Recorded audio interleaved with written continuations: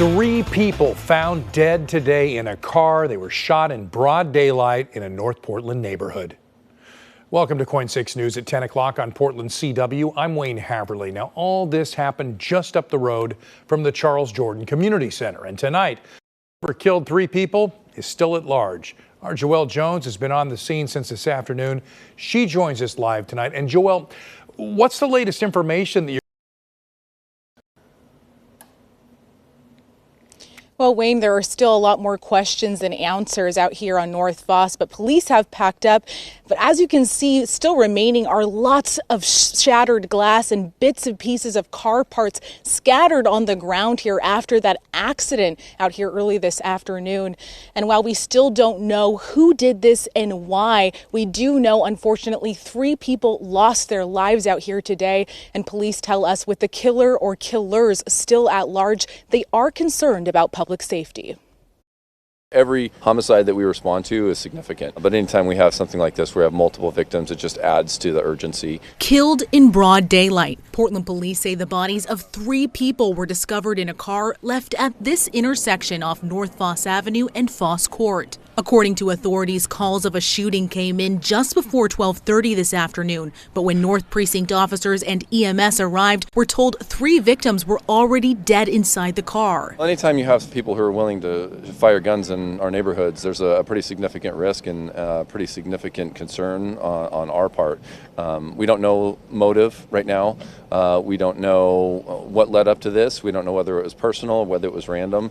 Those things are all part of the investigation. So we're super concerned. Sergeant Kevin Allen tells us no arrests have been made as the suspects fled before officers arrived. He says detectives are actively working to interview neighbors and gather surveillance video as they try to piece together what led up to these killings. Sometimes when people hear gunshots, they run away and they may not have talked to us. So if people were in the area and saw anything, saw anybody running, heard anything that might be significant, we urge them to reach out to us.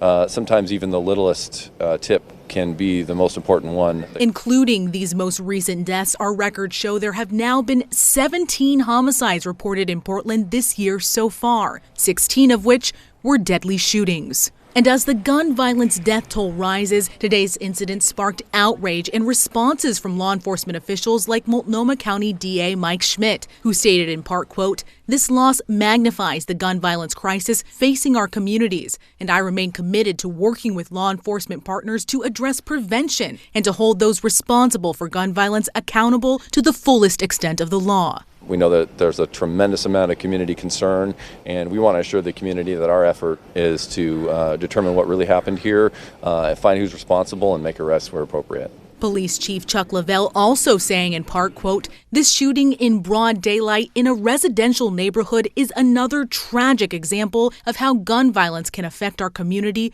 terribly."